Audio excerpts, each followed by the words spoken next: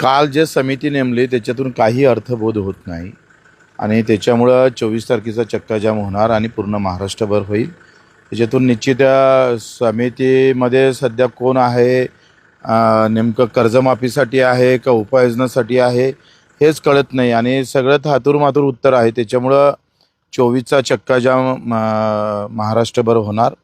जिथपर्यंत कर्जमाफीची ठोस भूमिका घेतल्या जात नाही, तारीख सांगितल्या जात नाही, तोपर्यंत आमचं आंदोलन ठाम राहणार आहे। आणि दिव्यांगांचं जे मानधन वाढवलं त्याबद्दल सरकारचा आभार, परंतु तेही फार कमी वाढवलेलं आहे। इतर राज्यामध्ये 3 ते 5 हजाराच्या तुलनेमध्ये आपण फक्त 2,500 आहोत।